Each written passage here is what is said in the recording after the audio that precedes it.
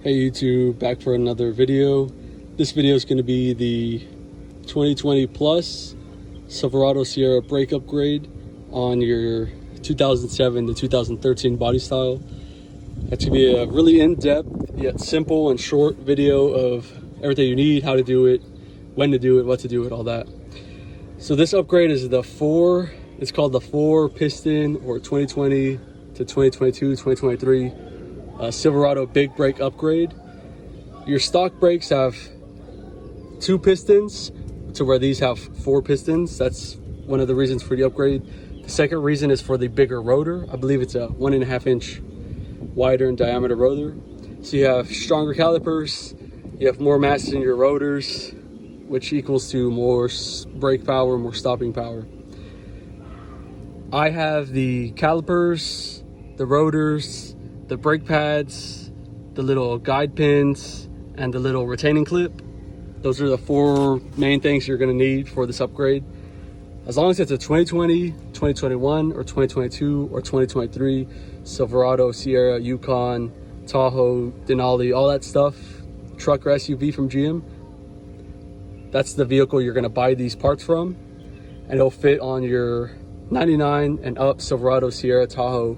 It'll work for any year, any body style. It's all the same thing, and you're going to reuse all the same parts. So I reused my old caliper bolts, I reused my old rotor locking pin thing. The only thing that was new was the actual components itself. So caliper, rotor, pads, and all the little clips. When I was using my old caliper bolts, they didn't really want to go in. So I grabbed a metal wire brush, kind of brushed them down, and then they went in. So just, cleaned them off, cleaned the threads a little bit, but I was able to reuse them. They gave me some difficulty, but I was able to reuse them. The same goes for the rotor, the little rotor pin. It uses like a T15, T20 something. That's how you get it out. I reused that as well.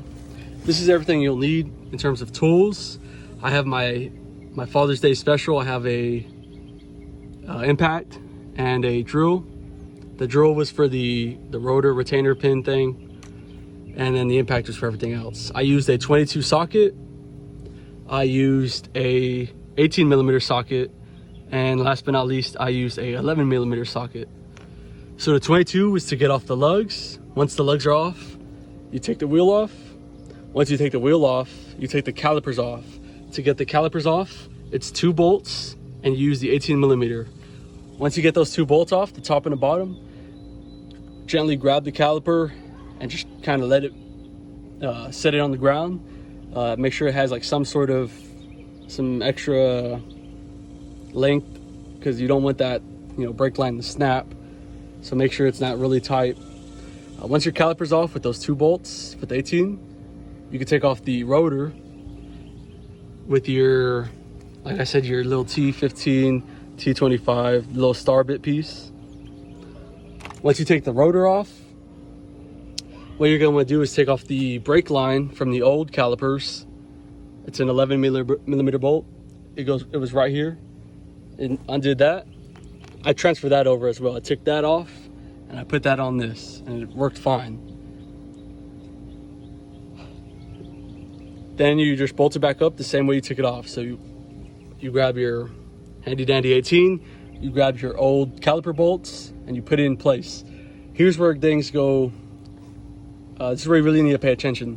Between the caliper and the hub, or the spindle, whatever you call it, you need to have a washer.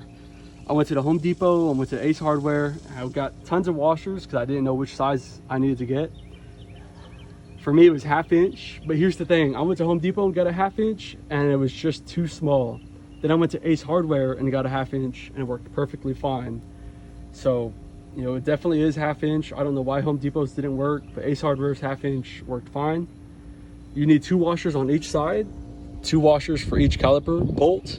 So 1 up here, 1 down here, and then 1 on the other side, 1 on the down low on the other side.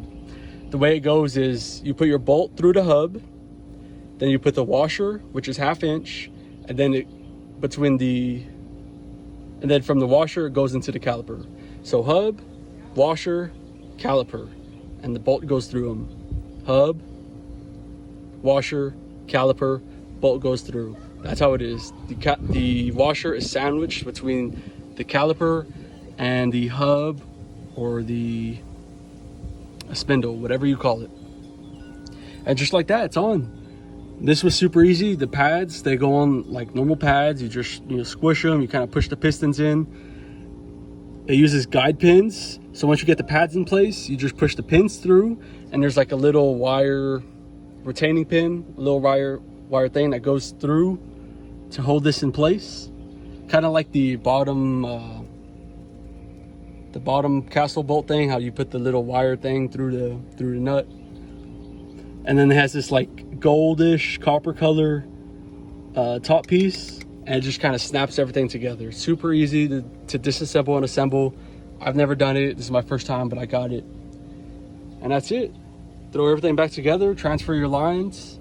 Remember, you're reusing everything. It might not want to work, just wipe it down, wash it down, and it'll fit. The only thing you need is the rotors, the calipers, the pads, and then the hardware to hold the pads in. 4 things from your 2020 and up GM truck or SUV. This conversion works on 99 to 19 body style. So your NBS, NNBS, your cat eye, your bubble eye, whatever you call them, your NNBS. This is my 7 to 13, the NNBS body style, and it worked perfectly fine. They're on, they're good, they're great. If you made it this far into the video, there's a side note. I bought these on Facebook for super cheap. I got a good deal. But the thing is, I didn't know until I got home that I bought 2 driver's side calipers. So this is a driver's side caliper, and then on the other side, it's a driver's side caliper as well. The only difference is there's like a bleeder hose, bleeder valve thing that is supposed to be on the top side. But since this one is the wrong side, it's on the bottom. And from my understanding, the reason why this is bad is because you want that bleeder to be up, because like air and your brake fluid will travel up naturally, but with it down there, you have air trapped down there, and then you have the brake fluid on top of it. I don't know, it's some science, engineering reason, Albert Einstein thing, but I have 2 driver's side calipers, and it still works, it still drives, it still stops. The brake is slightly squishier than normal, but I'm pretty sure that's to this. So I'm gonna hit up the dude and see if he can hook it up with a passenger side. I'll just swap them out. So super easy. You have your 22 socket, you have your T15, T20, 225, whatever your star shape. You have your 18 socket, and then you have your 11 socket. 1 socket, 2 socket, 3 sockets total. The little T15, so 4 little things is what you'll need. I had the screwdriver because my old calipers were on so tight, so I had to pry it off the rotor. So that's why I used the trusty screwdriver for my shank, my prison shank, as you can see. Old caliper, old rotor, new caliper, new rotor. Super easy swap. Hit me up if you have any questions. 10 out of 10, recommend. One more thing, if you made it this far, there's an even better upgrade. The 2020 and up PPV Tahoes and Suburbans and Yukons actually have 6 piston brakes. Kind of similar to the Corvette's 6 piston brakes, those big CTSV brakes that you've seen. That's what the PPV police pursuit vehicles have. So those police cars, their calipers and rotors are even bigger than this. So if you can find a wrecked cop car from the year 2020 and up, grab those calipers, grab those rotors. It's a better upgrade, more bang for your buck, and you're good to go. If you find this useful, you can always Zelle me, so hit me up for that.